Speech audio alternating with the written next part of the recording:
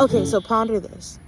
I was reading in Samuel, 2 Samuel, about David and Bathsheba, and one of the things that stood out to me most, one of the scriptures that I love the most in the Bible, is when the prophet comes to tell David, like, hey, I know like all of this, and he gives David the word of God, and God says that I gave you your master's house, I gave you his wives, and if this were too little, I would have given you more.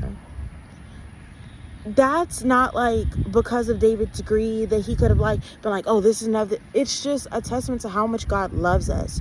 So the other day, last Saturday, I was walking in the woods. I like to go running on the weekends, trying to get in shape. And I had a babysitter, right? So I'm walking, I'm having a good time, I'm going through the trail, and then I get a call from my daughter's dad, and he's like, my baby's trying to call me. She's trying to call me, but she can't get through. I'm irritated, like if something's wrong, like, I don't know. So I'm just like, well, she's with the babysitter, she's fine. So I get off the phone with him, and I told him like I'd call and check, so I call and check. I get off the phone with him, and I call my babysitter. She doesn't answer. And I'm just like, well, maybe she's like playing with the kids. Maybe she's just playing with the kids because she brought her little sister. And, they're just having fun and she's doing that. Because I know sometimes like I get wrapped up and I don't always like get to my phone right away. So I call her, she doesn't answer. And I'm with my friend and we're talking and stuff. And I'm just like, no wonder she's not answering. And I can see her location because we share locations when she watches the kids. And I check, and she's at the house, but nothing like, no call back. So I wait a few minutes, we're walking, we're talking, and then I just get a little anxious, and I call her again. And when I call her again, she still doesn't answer. And I'm just like, what could she be doing? Like, away from her phone, watching my baby. And then my immediate thought was like, well, if my daughter's trying to call her father, that means she can't get to me, and she can't, like, maybe something's wrong, maybe something happened and she's trying to get like help. So then I'm like, well, maybe let me give her a few moments. But then I immediately pray. I'm like, God, in Philippians 4:6, you said, don't be anxious about anything, but by prayer and petition with thanksgiving, because that's important, bring your request to him, like make your request known. So I'm like, God, help me not to worry. All right, safe. God, thank you for the protection over my child. Like, thank you. So a few more minutes go by, and now she's like, I gotta get out the woods. I'm on this long trail. I'm not anywhere near my car. I need to get in my car, drive 30 minutes to get to my house to check on my baby because the babysitter's not answering. I don't know what's going on. So I'm walking fast. And when I say I'm walking fast, I mean I'm depleted. This is like the third time I think we did this trail. I'm tired. I'm out. But it's beaming, mind you, it's summer, it's beaming, and I'm in Louisiana, hot. So I'm walking really fast, and I don't have the energy, I don't feel comfort, I don't feel like, I'm just overwhelmed. I'm like, God, in the Bible, when you were talking to David, you told him that if the things that he had were too little, you give him more. And it was a light breeze. There was light breeze. So I was like, God, please give me more of a breeze. Give me more of a breeze so I can be comfortable or have a little bit of comfort while I go and trying to make it to my daughter. And the breeze picks up, but it only picks up a little bit.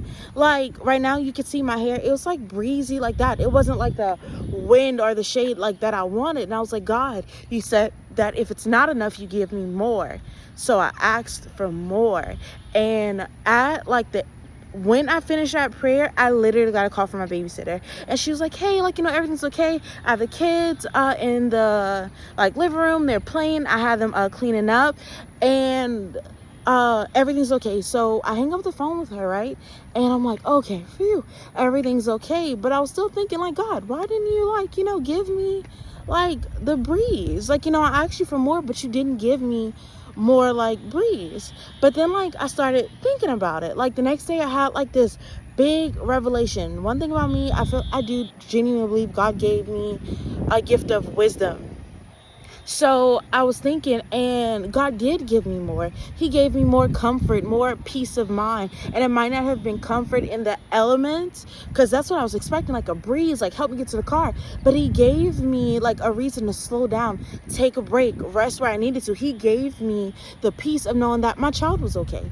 That was him giving me more. And a lot of the times, more from God looks a lot different than the more that we think it is. Because sometimes we don't know what we need. And me asking for more breeze would have been cool. I would have had breeze. I would have made it to the car, and I would have been like worried 30 minutes driving home to check on my baby. I would have been worried, like, is she safe? Is she okay? He gave me peace of mind. He gave me more comfort, because that's what I asked for. I wanted the breeze so I could be comfortable, so I can have comfort, so I could get to my child. But he gave me the comfort and the peace in knowing that she's okay, she's fine.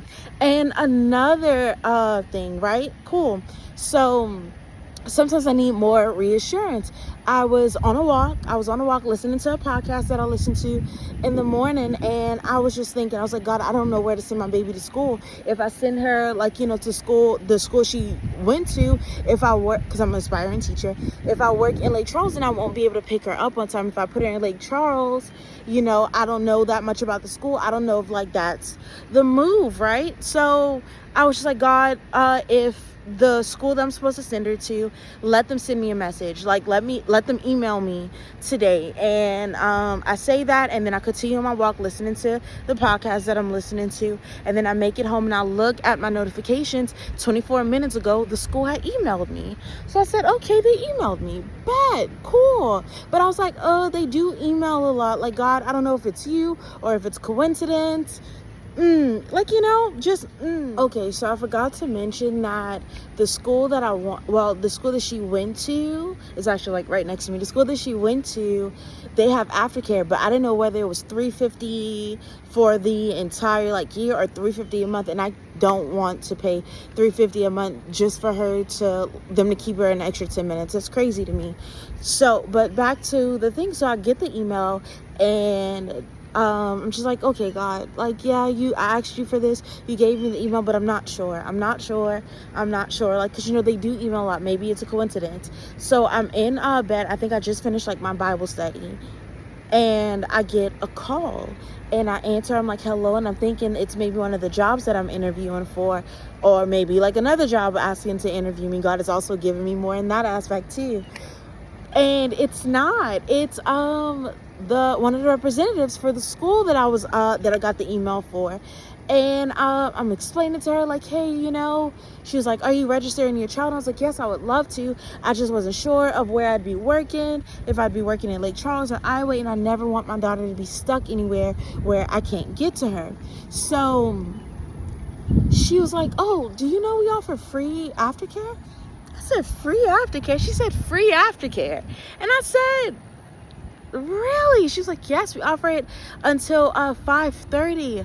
And it was just another instance of where more is so much more than I thought. I asked God for confirmation, and I got the email, but God saw my reluctance, my reassurance, but he knew that I was still going to take a leap of faith and put her in that school. But he didn't leave me there. He gave me more than I needed. He gave me more. He gave me free aftercare. He gave me and provided me with all the things that I needed to be successful, to embark on this new career path for myself. And I just want y'all to understand that. Ask God for more, not in a greedy way, not in a, oh my goodness, I have $1 million, but God, I need 1 million more. No, ask God for more, but also ask him to align your heart to him, and ask that you're not praying for more and praying amiss. Ask God that he aligns your heart with his will, so that way when you ask for more, it's in alignment with God, and he will give it to you. Oh my goodness, he will give it to you. God gave me so much. He gave me peace, and then he gave me reassurance. I don't have to worry about where my child is. I know where she is, and she's safe, and I'm able to do the best that I can teaching, because that's what I'm supposed to be doing, and I don't have to worry about that. So always ask God for more. Always ask God. But one disclosure, when we ask God for more, make sure we're being good stewards of the things we already have. I know it's something I struggle with, but I really, really want y'all to make sure that you are being good stewards of all the things that God has blessed you with. Bye.